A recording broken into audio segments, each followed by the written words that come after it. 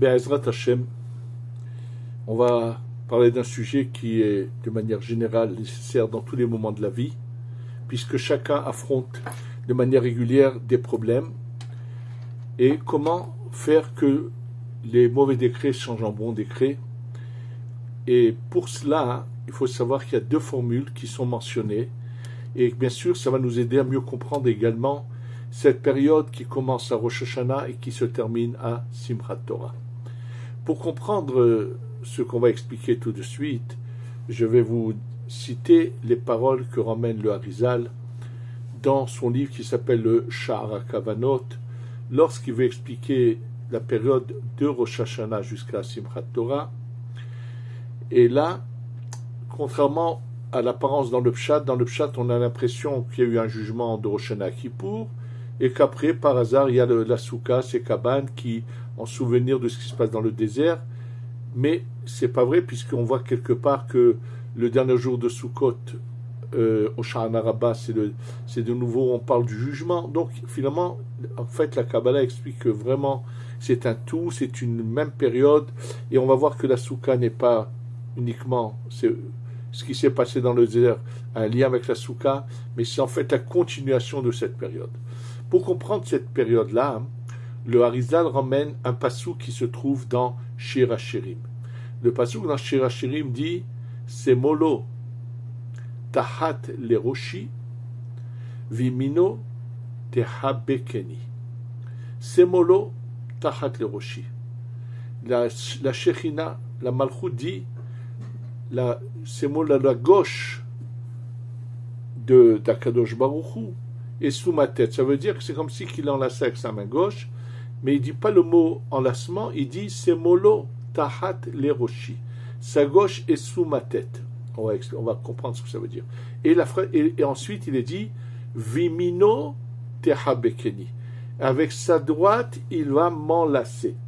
En fait, je vous dis déjà dès maintenant que cette forme que je vous montre, en fait, c'est les deux parties du bras et la main qui revient comme ça. Et c'est une formule qui se trouve au niveau de la souka. Une des formules de souka qui est kshera, que je fais une souka avec j'ai deux murs et à côté d'un des deux murs, j'ai encore un tefar. C'est une souka qui est valable, même s'il lui manque presque deux murs aussi. Donc, cette forme-là que vous voyez est la forme d'une forme de souka et qui est en allusion dans ce verset qui dit Vimino tehabekeni, avec sa droite, il va m'enlacer. Quelle différence y a-t-il entre ces deux? Et le Harizal, attention, continue à nous dire que de Rosh Hashanah jusqu'à Kippour, c'est cette première partie du verset Semolo, sa gauche, sous ma tête. C'est la Shrina qui parle que Kadosh Baruch Hu se conduit vis-à-vis d'elle, et que le mot Vimino tehabekeni, avec sa droite il m'enlace, il s'agit de Sukkot. En fait, il y a deux formules qu'il faut essayer de comprendre. Quel est le sens de ces deux choses-là? Une des formules est lehamtik hetadin, adoucir le din. Alors, adoucir le din, c'est pas faire venir de la bonté du chesed, c'est adoucir le din. Et il nous dit, attention, de Rosh Hashanah Kippour, c'est l'adoucissement du din, et à Sukkot, c'est se répandre les chassadim, les bontés, bien sûr, qui vont ensuite se répandre pour toute l'année. C'est-à-dire qu'on est en train de faire des choses pendant cette période qui vont finalement se répercuter sur toute l'année, parce qu'on a besoin de ces deux choses-là. Quelle différence y a-t-il entre l'adoucissement du din et répandre le chesed? Pour comprendre, je vais vous donner une image. D'abord, avant de vous donner cette image, je vous rappelle une chose très importante, que lorsqu'on remplit son verre de vin le vendredi soir, ainsi que le samedi matin pour faire le kidouche, alors une fois que le verre est rempli jusqu'au bord de vin, on verse quelques gouttes d'eau dans ce verre, aussi bien pour le kidouche du vendredi soir que pour le kidouche du samedi matin. Oui, dans les deux cas, il faut faire cela. Sauf à la Havdalah, où il ne faut pas mettre d'eau dans son vin. Oui, parce qu'à la Havdalah, c'est se mettre en problème avec les forces négatives qui étaient éjectées pendant tout le Shabbat en dehors, et lorsqu'elles reviennent quand on fait l'Avdallah, mettre de l'eau dans le vin, c'est comme si on les provoquait et elles risquent de se déchaîner. Cette image d'éviter la bagarre avec les forces négatives, on la retrouve dans plusieurs endroits. Je vous rappelle un enseignement que j'ai eu l'occasion de vous dire, que Iov, dont nous savons qu'il a eu des souffrances terribles, et une des manières qu'il aurait pu les éviter, nous dit le Zohar, c'est qu'à chaque fois qu'il amenait des sacrifices à Akadosh Baruch Hu, à Dieu, il emmenait des sacrifices où toute la viande sera brûlée sur l'autel et il n'y a aucune parcelle de viande qui est mangée. C'est l'exemple du Korban Ola. Le Korban Ola est un sacrifice qui est complètement consumé sur l'autel. Ça veut dire que le fait qu'il n'y a pas quelque chose qui soit mangé par les hommes, qu'à travers cela, il y aura une partie qui reviendra à ce qu'on appelle les chitzonim, les forces négatives, puisque lorsqu'on consomme, pas tout va aller dans notre corps, une partie va finir par être éjectée de notre corps dans les toilettes, et cette partie-là est la part que reçoivent ce qu'on appelle les chitzonim. Et comme Iov leur donnait pas de part, ils l'ont dit, tu veux nous priver, tu veux nous affamer, ils se sont mis à se battre contre lui et à lui faire toutes ces souffrances. Donc le Zohar dit qu'il y a eu d'autres raisons à ces souffrances, mais il aurait pu les éviter avec cela. Donc, étant donné qu'il y a une mitzvah de faire le kiddush sur du vin, le vin représente le din et l'eau représente le hesed. Donc, on adoucit le din. D'ailleurs, je vais vous donner encore un autre exemple. Je vous ai parlé de ce qu'on appelle le pidyon nefesh. Et après que j'en ai parlé dans un de mes cours, bien sûr, j'ai eu des répercussions, des gens qui ont... Et en fait, dans le pidyon nefesh, où on agit pour réintégrer la neshama chez une personne, il y a également un autre côté de l'apparence des choses que ramène l'auteur du livre Ben Issachar, Rav Tzvi Elimelech Medinov, qui lui, dans son livre, fait remarquer que le pidyon nefesh se fait avec normalement 160 pièces d'argent. Et ce chiffre 160, qui est le mot Tselem. Tselem, c'est la vitalité qui est en nous. Il nous fait remarquer que 160, c'est la valeur numérique de deux choses, l'eau et le vin en hébreu. L'eau en hébreu, c'est Maïm, c'est 90. Le vin en hébreu, c'est Yaïn, c'est 70. 90 et 70, ça donne 160. D'ailleurs, le Rav Nathan Adler, le Rav du Khatam Sofer, qui était un grand Mekoubal, lorsqu'il avait cherché à faire un camilla pour, je pense que quelqu'un qui était malade, il avait fait, je ne sais pas quel camilla, mais il l'avait mis ensuite dans une petite boîte en bois, et cette boîte en bois avait été entourée d'un fil d'argent. Pourquoi? Le bois en hébreu c'est Etz. Etz c'est 160. Kesef en hébreu c'est également 160. Ça veut dire que lorsque quelqu'un est malade, il faut adoucir le din sur lui. Donc il y a on parle là actuellement de l'adoucissement du din. Maintenant, pour comprendre ces différences entre l'adoucissement du din et le chesed, l'exemple que je vais vous donner est tout simple, qui va nous aider à comprendre les choses. Sachez que lorsque quelqu'un est très malade et a une température très élevée, 39-40, bien sûr, on ne lui donnera pas à manger. Ce n'est pas le moment de le faire manger, il est fiévreux, il n'est pas bien, ce qu'il faut, c'est trouver des médicaments qui vont lui enlever cette maladie.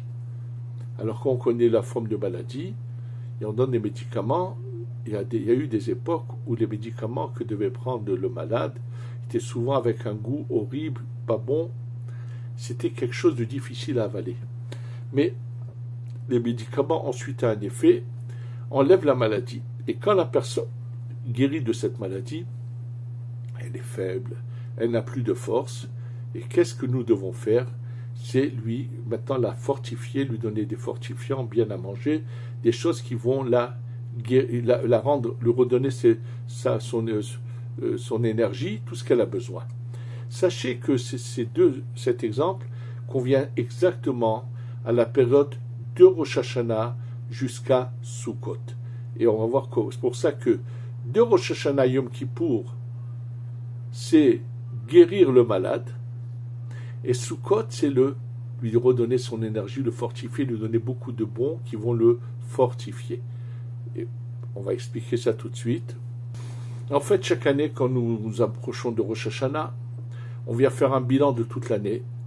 Bien sûr, ils sont rares ceux qui peuvent dire, dès le premier jour de Rosh Hashanah, ils ont un jugement parfait, ils n'ont rien à se reprocher. Mais réellement, ils n'ont rien à se reprocher. Attention, il faut faire très très attention. On vit dans un monde où je suis souvent choqué de voir combien de personnes peuvent être des pervers narcissiques. Absolument. J'ai souvent des appels où j'entends une conduite ignoble de la part d'un conjoint vis-à-vis de l'autre. Et non seulement qu'il y a une conduite ignoble, mais celui qui a cette conduite ignoble trouve toutes sortes de raisons de justifier cette conduite qui n'est vraiment immorale et qui est scandaleuse. Et il cherche en plus à faire porter à son partenaire la responsabilité de son action. Ça, c'est que Dieu préserve. Les Chachamim nous parlent de ce genre d'individu et ils disent la chose suivante. Ose ma'ase Zimri vedoresh sachar kepinchas. Il fait les actions qu'a fait Zimri ben Salour avec la Moabite, où il a pris une Goya, une non-juive, il s'est accouplé à elle sans lui faire de conversion d'une manière qui lui n'était pas permise, et en pensant que lui... Alors il fait la même chose que Zimri, mais il veut la récompense qu'a reçue Pinchas. Ça veut dire, il pense qu'il est un tzaddik gamour. Ça, c'est ce genre de personnes, je ne sais même pas si elles écoutent mes cours, s'il y aurait quelque chose à faire avec elles. Puisque celui qui ne veut pas entendre, qui ne veut pas se remettre en question, on perd son temps des fois à lui parler. Et c'est pour ça que les Chachamim m'ont dit, de la même manière qu'il faut dire ce qui va être entendu, quand on sait qu'on ne sera pas entendu, il faut mieux éviter de le dire. Mais là, je m'adresse, Baruch Hashem, à des gens qui veulent savoir la vérité, qui veulent ouvrir les yeux, qui veulent arriver à la lumière, au service d'Hachem de manière sincère et authentique. Sachez que à Rosh Hashanah, on arrive. Qui peut dire j'ai été parfait toute l'année? Donc, on est quelque part malade et on a besoin de guérir. Et comme c'est le moment du jugement, c'est le din, donc maintenant on va essayer d'adoucir ce din. Bien sûr, on va le faire par nos prières avant tout, mais également, il y a des choses que nous faisons, des actes dans la pratique qui vont être l'adoucissement du din. C'est le cas de cette coutume qui est ramenée par le Harizal, que Rabbi Chaim Vital également ramène dans le livre Peri Etz Chaim, où il écrit comme ça, par ces mots-là, Venoagim anshe ma'aseh, ils ont l'habitude, les gens qui font attention à leur conduite, qui vont dans le bon chemin, qui servent Hachem de la meilleure manière possible et imaginable, de prendre le soir de Rosh Hashanah de la pomme dans le miel. Et un des élèves de Rabbi Chaim Vital, qui s'appelle Rabbi Meir Papirash, quand il ramène cela dans le livre qui s'appelle Or Tzadikim, il dit, si tu veux savoir le secret de la pomme dans le miel, regarde dans le livre de prière du Harizal. Alors, qu'est-ce qui est marqué? Quel est le sens de cela? En fait, le din est représenté dans les lettres de l'alphabet par les 5 lettres finales. Man Tsafar, Mem Nun, Mem Nun, Tzadi, P et Chaf Sofit. Man Tsafar. Ces 5 lettres-là, finales, représentent le din. Quand vous faites le calcul de ces 5 lettres, vous allez arriver à 280. Maintenant, qu'est-ce qui peut... Donc, ça, c'est la forme du din. Qu'est-ce qui peut adoucir le din? Le nom de Dieu, le Yud, le He, le Vav et le 26, est une lumière qui adoucit le din. Lorsque vous prenez 280 et vous rajoutez 26, vous arrivez à la valeur numérique de 306, qui est 306, en hébreu on écrit Shin Vav, et qui est la valeur numérique du miel. Le miel représente l'adoucissement du din. Oui, le miel représente le din adouci. Et c'est pour cela que le soir de Rosh Hashanah, les 2 soirs bien sûr, nous prenons de la pomme trempée dans le miel. On fait une allusion à l'adoucissement du din. D'ailleurs, ce mot Shin Vav, le Harizal le ramène dans le Shara Kavanot, est une allusion au shofar. Le shofar va venir adoucir le din. Le mot shofar, qu'on le coupe en 2, on a Shin Vav, donc la valeur numérique du miel, et par 280, ça veut dire que le shofar va prendre les 280, la formule du din, et les adoucir. Oui, le shofar fait aussi cet effet. Faites très attention qu'il n'y ait pas de gens qui viennent vous raconter que selon la Kabbalah, il ne faut pas prendre du miel, il faut prendre du sucre. Sachez que ce sont de pures inventions. Je vais vous dire d'où vient la source, mais c'est une erreur totale. D'abord, qu'il ne parle pas du Ben Ishraï, parce que le Ben Ishraï, ce qu'il écrit dans ses livres de halakha, d'enseignement qu'il enseigne devant son public, il parle de ce qui se passait à Bagdad, où ils n'avaient que des pommes très acides et très dures, qui n'étaient mangeables que cuites. Donc il disait de les cuire dans du sucre pour les rendre douces. Mais le même Ben Ishraï, dans son commentaire sur Shirachirim, dans le 2e chapitre, Emma Meler, qu'il a écrit sur le pasouk, sur le verset Ketapouar ba'atse haya'ar kendodi ben abanim, Ketapouar comme la pomme dans les arbres de la forêt. Pour quel rapport le tapouar, les arbres de la forêt? Je vous le dis au passage, le Ben Ishraï dit autre chose que je vais vous dire tout de suite, mais le mot, sachez que la pomme tombe dans des jardins, pas dans la forêt. Sachez que le ya'ar en hébreu, vous faites le compte, vous allez arriver à 280. Et donc, il y a une allusion ici à l'adoucissement. Et là, quand il explique, le Ben Ishraï, il dit, tu comprendras avec cette explication que je viens de te dire, pourquoi le soir de Rosh Hashanah, on prend la pomme dans le miel et non pas un autre fruit dans le miel. Donc le Ben Ishraï est tout à fait d'accord. Ce qui s'est passé, il y a eu un Rav en Turquie, qui est auteur d'un livre qui s'appelle Yafé Lalev. C'est le fils de celui qu'on a appelé Rabbi Haïm Falatché, qui a écrit beaucoup de livres. Il avait un fils. Et ce Rav-là, l'auteur du Yafé Lalev, lui est venu, il a écrit dans son livre à l'esprit que pourquoi on prendrait la pomme dans le miel? Peut-être qu'on devrait plutôt la prendre dans le sucre, parce que le sucre, c'est du chesed. Et cette opinion de cet auteur Yafé Lalev est ramenée dans le Kaf HaChaim. Avec tout le respect de ce Rav, sachez que c'est faux. D'abord parce que le Harizal écrit l'inverse, que c'est de la pomme dans le miel. Deuxièmement, je ne sais pas où il a vu que le sucre était du chesed. Et troisièmement, pendant cette période de Rosh Hashanah à Kippour, on fait l'adoucissement du din et on ne fait pas venir de chesed. Et au passage, il y a une erreur qui est répandue dans le monde chassidique, c'est que eux, jusqu'à Simchat Torah, pendant tous les repas, ils continuent à Sukkot à tremper le pain dans le miel après le motzi. Ça aussi, c'est faux. Ils peuvent le faire s'ils en ont envie jusqu'à Kippour, mais après Kippour, ça y est, le miel ne doit plus être là. Maintenant, ceux qui vous diront comme exemple, il est dit au niveau des encens, les kétorètes, qu'il ne faut pas mettre de miel, absolument. Le din est représenté par ce qu'on appelle la bina. Dans la bina, il y a le din. Dans la chokhma, il n'y a pas du tout de din. Donc, le miel représente la bina qui adoucit le din, alors que les kétorètes des encens, leur source, c'est la chokhma dans laquelle il n'y a aucun din. C'est pour ça que dans les kétorètes, on ne doit pas mettre de miel, c'est autre chose. De la même manière que je viens de vous dire que pendant cette période de Sukkot, ne pas particulièrement mettre du miel à table et tremper le pain dedans comme le font grand nombre de milieux chassidiques. Ça aussi, c'est faux. Alors, on voit de nouveau, on a ce qu'on appelle on veut d'abord adoucir le din, avoir un jugement normal. Bon, une fois qu'on a adouci le din, on ne va pas recevoir de punition. C'est ça ce qu'on aura gagné. Adoucir le din, c'est de ne pas avoir de souffrance, de punition.